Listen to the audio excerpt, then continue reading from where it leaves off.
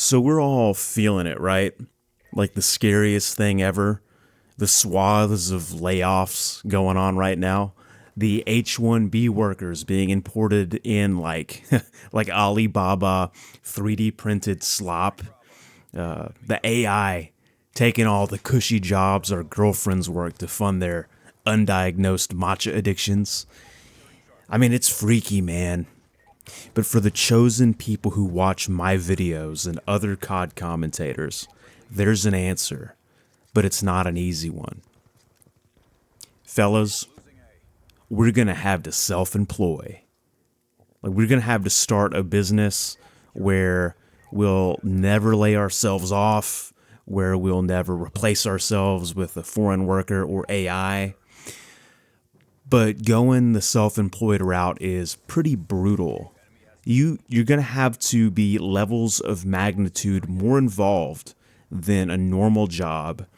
You're going to have to fail over and over and over again. And you're going to have the capital put aside to keep trying. And at the beginning, you're probably going to need to stay at your current job just to keep the bills paid. Also, if you have a girlfriend or something with high expectations of stability, get ready to add a counseling bill to your current tight budget. But here's the truth. Prices of housing and food are skyrocketing. And if the Fed drops the rates, if they slash the interest rates like they're talking about, homes are going to go into a bidding war territory. Anybody will give you credit right now. And but the problem is you can't invest in the NASDAQ with a Discover card. So instead, we tend to buy cheap 70-inch TVs and some RAM just to fill the void of a stable, meaningful life. We eat ourselves in and out of depression. And by 22, we are debt slaves. And bankruptcy is looking as attractive as a thick Latina in the back of an ICE van, and your $18 an hour job's not going to cut it. All that, and you haven't even taken a swing at self-employment. Like, the point of bankruptcy typically, as I've always understood it, is you did a business venture, it didn't go well, and this is your way to restart. But we're going bankrupt off, like, buy now, pay later, Olive Garden. But the only way any of us are going to ever be able to muscle our way out of these situations we're getting ourselves in is to start some kind of business or like a crypto rug pull. We need something that's scalable to whatever level of problem we're in. And I just paid off like $10,000 off one credit card. And when I think about doing that off an hourly rate, like if I was like an Amazon warehouse worker getting like 18 an hour, the thought of that makes my bowels quicken. Like the only way I could do that is because I had one really good month at the end of the year and I got like a fiscal quarter's worth of income. But the trade-off is like I made basically nothing the few months before that. And that is the life of being self-employed. So there's like an infinite amount of business ideas you can start working on, from pressure washing to I got a buddy that builds like aluminum sheds and supports a family of 3. Got a nice house and a Raptor. I don't think he went to college either. But the way I got going was final expense insurance, like the most boring thing you could possibly think of. It's so boring that when you're thinking about running your own business, you don't even think about it. But that's what I did. And when I started, I was 19, I think. I was 19 or 20, and I just went one-man army. I didn't have a pyramid scheme helping me out, no office, nobody to tell me what to do. And I absolutely bombed the first year. Like all I had to do was simple. Lots of self-employed business ideas are very simple. All I had to do in insurance was get the license. So study for a month, get the license. License costs like $180. Okay, buy some leads, $500 a batch, and then just go knock on the doors of whoever sent leads back to me. But I'm going to be honest with you, like when I didn't have a boss telling me what to do and when to do it, I wasted so much time. I thought of every stupid productive on the surface activity, like messing around on Excel, and I would do anything except knock on the doors of the people that would pay for my meals. And because I was so scared of the failure of being like turned away at the door and looking like a cornball. But after wasting thousands of dollars on leads that I didn't work, I would just sit at the park and play violin or something. I eventually hit a stride, but it takes time, and you gotta have the money behind you to fail, which is like the hardest barrier to entry, I would say. But I got a sense eventually of how much I'd make per batch of leads, and it became a business. And it sucked. Final expense sucked. I had to go into houses. I would knock on doors, and I would hear someone rack Glock behind the door, and I'd have to yell like, "Oh, is that a 9 or a 40?" But on the best days, I could clear $6,000 off of selling 6 policies or something. I started doing something I enjoyed, which was like a Better Call Saul style bingo day at like old folks' homes. And only people interested would make an appointment. I talked for 15 minutes. It was fun. I was being helpful to people, usually switching out policies that were way overpriced. And I wouldn't bother people. I just say, if you want to talk, let me know. I'll look over your policies, let you know if you're getting a good deal. If you are, I'm not going to mess with it, right? Started making some good money. But that's just the way I got started. You have to find your own thing.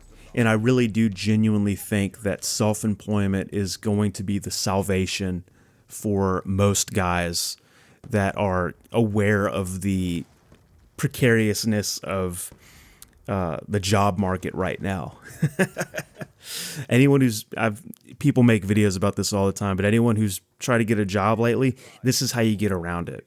I was pretty much unhireable. I got one job because when I was right out of high school, because my cousin worked at this fire alarm place, and I would install the fire alarms and whatnot. But man, that wasn't for me.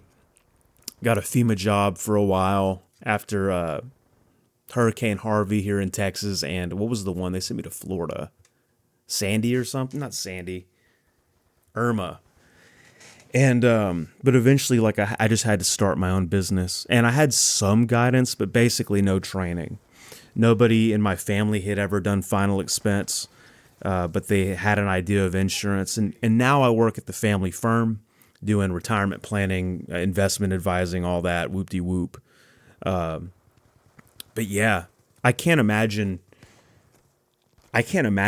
going through what I've gone through with money, and I'm pretty frugal. All my cars are no newer than 23 years old.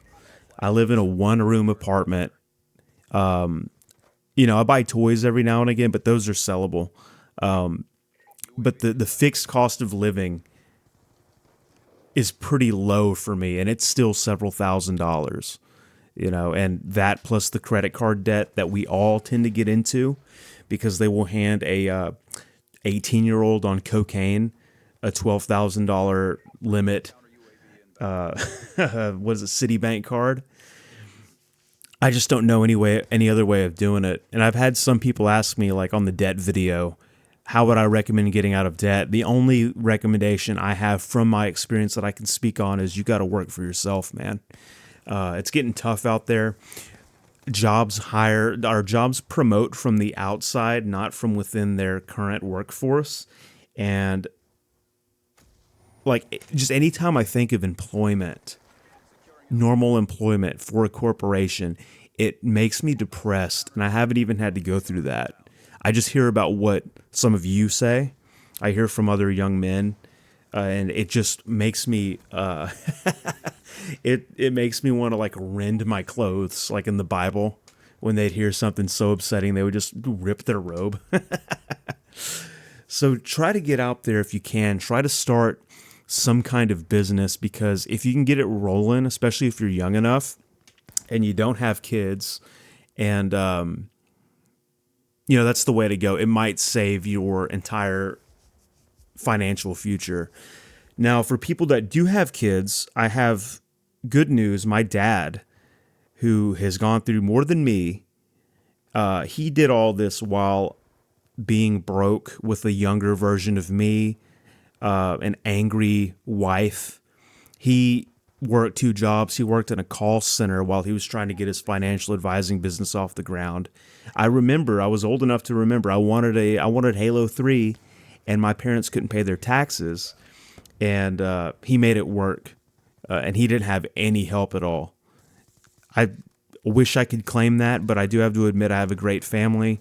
They're not sending me money or anything, but they give me good guidance, and I do work with them now. But I had to prove myself. I did that insurance stuff for like 5 years all on my own before I got to work here, and that's what I have for you. If you can start your own business, I would say, I have no college education. I knew it would be a waste of money on someone like me.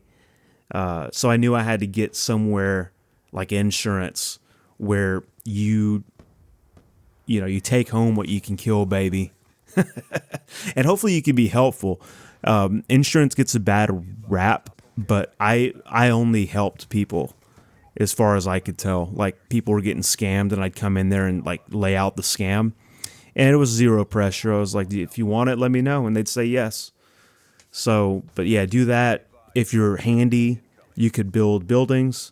I don't know what kind of licensing goes into that, but think of things off the beaten path. There are so many jobs out there where you get paid per job, or you get paid some kind of commission.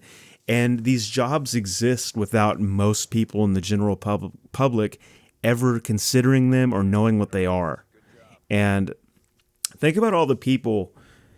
I always knew a bunch. I don't know if most people know a lot of people like this, but I always knew guys who were like State Farm workers or something, and they just always had a nice car, and it was that line of work was never advertised to us in school. All the kids going to college didn't talk about the stupid the stupid State Farm job. But then when you go talk to State Farm people, like I used to drink with my buddies' parents when we were in high school, and this guy ran like a auto insurance, auto insurance branch locally, and this guy had a mansion, and I'm like, no one in school told us to do that. They all told us to go be teachers and stuff, and all the teachers I know were struggling, So do with this what you will. This is just my prescription to any young men out there wondering how to proceed into the future. It's a very uncertain future, very unstable future, and sometimes you just got to take a chance on yourself, and you're going to fail a lot. That's just part of it. Failure is not something to be avoided. It's something to lean into, especially with the goal of overcoming it. You don't want to just keep failing, but you're going to have to fail to do anything at all with the high reward. So get out there and get it. And I'll talk to you in the next video. Thank you very much. Take care.